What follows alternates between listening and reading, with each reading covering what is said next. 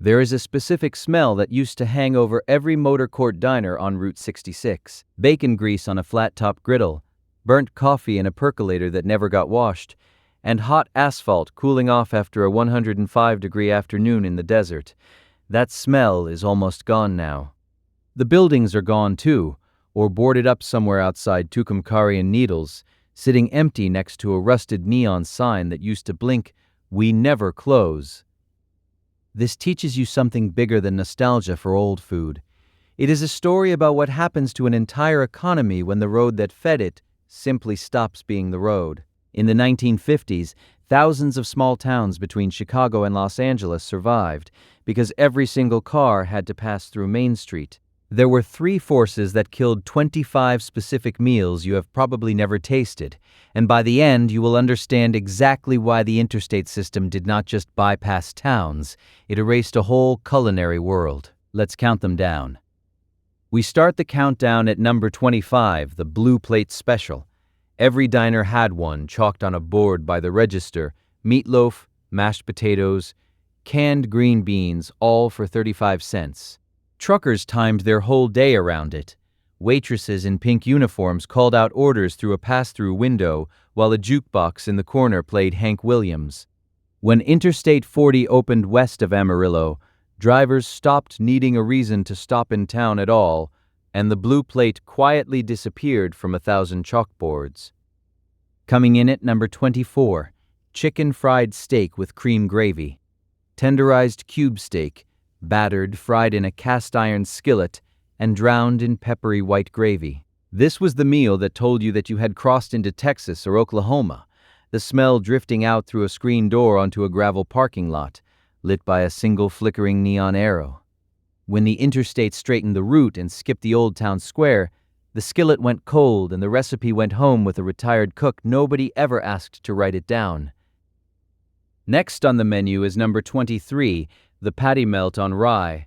Ground beef, grilled onions, and Swiss cheese pressed between 2 slices of rye bread on a griddle that had cooked 10,000 burgers before it. Diner cooks in Springfield and Joplin swore their version was the original. The desert highway outside carried the hum of tires all night, and the patty melt was what a driver ordered when he wanted dinner and breakfast in the same bite. The bypass took the tires, and the griddle went quiet by 1968. And now we come to number 22, hot beef sandwich, open-faced, white bread, sliced roast beef, and gravy ladled over the whole plate until it drowned in brown sauce, served with a scoop of mashed potatoes doing the same. This was comfort food built for a long, tired drive across Kansas flatland. Neon signs shaped like arrows pointed travelers toward the diner from a mile out. Once travelers had no reason to slow down for that arrow, the recipe survived only in a few farmtown cafes that never made the guidebooks. That brings us to number 21, the root beer float in a frosted mug. Vanilla ice cream dropped into cold root beer, served in a mug pulled straight from the freezer so it frosted over in the desert heat. Every motel diner had a soda fountain with a chrome dispenser and a row of stools. Kids pressed their faces to the counter glass watching the foam rise. When families started flying instead of driving, or driving straight through on the interstate without stopping, that frosted mug stopped being a required stop on the family vacation. Coming in at number 20, fried catfish and hush puppies. Along the Missouri and Oklahoma stretches near rivers and lakes, small diners served catfish pulled fresh that morning, cornmeal battered, alongside golf ball-sized hush puppies fried until they cracked open steaming. The smell of hot oil drifted out past a gravel lot full of station wagons with out-of-state plates. The interstate rerouted traffic miles from those riverside towns, and the catfish fry became a local secret instead of a national one. Next on the menu is number 19, the club sandwich, triple deck, turkey bacon, lettuce tomato, stacked 3 layers high, held together with toothpicks topped with olives, served with a mountain of shoestring fries. This was the meal a traveling salesman ordered when he wanted to feel like he was somewhere important. Every motor court advertised air conditioning and a club sandwich on the same road sign. When the new highways bypassed the motor courts entirely, that sandwich became a hotel room service memory instead of a roadside staple. And now we come to number 18, chili bowl with oyster crackers. A simmering pot of chili held on the back burner all day, thick with beef and beans, served with a fistful of oyster crackers crushed on top. Cooks in New Mexico and Arizona diners added their own chili powder blends, arguing about whose recipe was hottest. Truckers ordered it at 2 in the morning under buzzing fluorescent lights, while the desert outside stayed pitch black for 100 miles. The bypass took those 2 in the morning truckers somewhere else entirely. That brings us to number 17, homemade pie. Any slice, any hour. Cherry, apple, coconut cream, and banana cream sat under a glass dome on the counter of every single diner along the route, cut fresh each morning by whoever owned the place. A slice cost a dime and came with a story from the waitress about who baked it. This was the reason people say the pie tasted better back then. It probably did, because it was baked that morning by someone who needed you to stop, and needed your dime. Coming in at number 16, the Denver omelet with hash browns, ham, green pepper, and onion folded into eggs, served alongside a mountain of crispy hash browns and white toast dripping with butter. Truck stop diners near Flagstaff and Kingman served this at all hours because truckers ran on their own clock, not the sun's. The griddle never fully cooled. When the Interstate moved, the truck stops themselves out to the highway shoulder. The all-night breakfast diner in the middle of downtown lost its reason to exist. Next on the menu is number 15, liver and onions, smothered. This was not a beloved dish even then, but it was on every single menu, a Tuesday special smothered in caramelized onions and brown gravy, ordered mostly by older travelers who remembered it from home. The smell filled the whole diner by 4 in the afternoon. It represented a kind of meal nobody makes anymore because nobody has to please a room full of strangers from every corner of the country walking through one door. And now we come to number 14, the milkshake, malted, hand-dipped, made to order in a metal tin on a spindle mixer, thick enough that the paper straw stood straight up on its own, malt powder stirred in on request. Every soda fountain counter had a row of stainless steel tins lined up waiting. Neon signs advertising malts glowed pink against the darkening desert sky. When drive-thrus replaced counter service on the new interstate exits, the hand-dipped malt became a fast food machine's imitation of itself.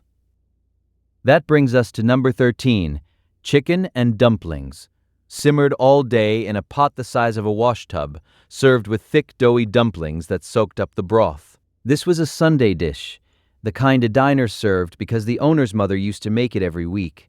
Families driving cross-country on Sunday afternoons timed their stop around church schedules in whatever town they landed in. When Sunday driving stopped being the only way to travel, that particular ritual disappeared, along with the dish. Coming in at number 12, the bacon and egg plate with biscuits and gravy. 2 eggs, any style, thick-cut bacon, and a biscuit smothered in white sausage gravy, served on a plate so full the sides touched. This was the breakfast that got a family through 400 more miles of desert highway. Diners near Gallup and Winslow served it before sunrise while headlights streamed past outside. The Interstate moved those headlights 40 miles north, and the sunrise crowd never came back to some of those counters. Next on the menu is number 11, the fried bologna sandwich, thick-cut bologna fried crisp at the edges, mustard, on white bread, a cheap meal for a family stretching a road trip budget. It was never fancy and it never claimed to be. Motor court diners kept it on the menu because truckers and families on tight budgets needed something filling for under $1. When gas station convenience stores took over that role on the new interstate, the fried bologna sandwich lost its last customer base. And now we come to number 10, the cherry Coke fountain made. Cherry syrup pumped by hand into a fizzing glass of Coca-Cola, straight from the soda gun, a nickel's worth of flavor that no bottle could match. Kids ordered it to feel grown up, sipping it slow at a counter stool that spun. The fountain itself, chrome and hissing, was half the show. When bottled and canned soda took over every gas station cooler, the ritual of watching a fountain drink get built in front of you quietly ended. That brings us to number 9, grilled cheese and tomato soup. A simple plate, but every diner cook had a trick, buttering the bread all the way to the crust, using 2 cheeses instead of 1, or adding a pinch of sugar to the tomato soup. This was the meal ordered by tired kids in the back seat who needed something plain after 400 miles of desert glare. The counter stools, upholstered in cracked red vinyl, still smelled like the last spilled milkshake from an hour before. Coming in at number 8, the T-bone steak dinner, tableside. A full steak dinner with a baked potato and a dinner roll, served on real china even in a tiny desert diner, because the owner wanted travelers to remember the town for something besides gas prices. This was a splurge meal ordered on the last night of a long trip to celebrate finally getting somewhere. Waitresses knew regulars by name and steak preference. New Interstate exits offered only fast food counters, and the sit-down splurge dinner nearly vanished. Next on the menu is number 7, the Navajo taco. Fry bread piled high with beans, ground beef, lettuce, tomato, and cheese, a dish found specifically along the Arizona and New Mexico stretch near tribal land, sold at family-run stands next to trading posts with turquoise in the windows.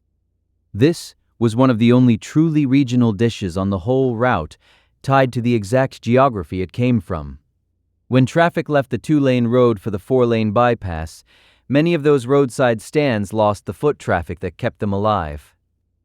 And now we come to number 6, the egg cream, New York style, but everywhere. Chocolate syrup, milk, and seltzer mixed to a perfect foam, oddly common in diners run by families who had migrated west from Chicago or New York to open a motor court business. It carried a taste of home for the owners as much as the customers. The soda jerk who could make a proper egg cream was a point of pride. When the Interstate consolidated small family diners into corporate chains, that specific immigrant recipe mostly disappeared with them. That brings us to number 5, the country fried ham steak with red-eye gravy. A thick slice of cured ham fried in its own fat, then a splash of black coffee poured into the pan drippings to make a thin, dark gravy poured right over the top. This dish traveled west with families from Tennessee and Arkansas, showing up on menus from Springfield all the way to Amarillo. The smell of coffee hitting hot ham fat was unmistakable from the parking lot. It is a dish almost nobody under 50 has ever heard of now. Coming in at number 4, the cinnamon roll the size of a dinner plate, baked before dawn, glazed while still warm, served with a mug of coffee to travelers who had been driving since before sunrise. Bakeries attached to motor courts built entire reputations on this one item, with signs visible from a half-mile down the highway advertising, "Home baked." Some diners sold out by 9 in the morning every single day. When the interstate exits pulled the earliest travelers 40 miles away, those bakeries lost their first and most loyal customers. Next on the menu is number 3, the green chile cheeseburger, a standard beef patty transformed by roasted New Mexico green chilies, char blistered and smoky melted under American cheese. A dish now considered a state treasure, but back then it was just what the local diner served because that's what grew in the fields outside town. Travelers passing through for the first time were often surprised by the heat and the flavor both. This one actually survived in pockets, but the version made from chiles roasted that same morning by hand is almost impossible to find now. And now we come to number 2, the all-night diner coffee, bottomless. Weak, often bitter, poured from a glass pot that sat on a warmer for hours, refilled without asking, for a nickel a cup. This was not about quality, it was about the ritual of a waitress topping off your cup at 2 in the morning while you decided whether to keep driving through the desert or sleep in the car in the parking lot. That specific late-night hospitality, built entirely around slow highway traffic, had no place on an interstate designed to move cars through as fast as possible. And finally, at number 1, the Blue Plate Diner itself, as a whole experience. Not one dish, but the entire ritual. The bell over the door, the counter stools, the pie case, the waitress who remembered your order from your last trip through 2 years ago, all of it built around a 2-lane road that forced every single car to slow down and look at Main Street. The interstate did not just remove a meal, it removed the reason an entire town needed a diner at all, and once that reason was gone, so was almost everything else on this list. That is the real story hiding under all 25 of these dishes. It was never really about chicken fried steak or root beer floats. It was about a road that used to force every driver in America to look a small town in the eye, slow down, and sit at a counter for 20 minutes. The interstate gave us speed, and speed is wonderful, but it took away the thing that used to feed 1,000 towns between Chicago and Los Angeles, one plate at a time. If this trip down old Route 66 brought back a memory of your own, hit like and subscribe for more forgotten pieces of American history like this one.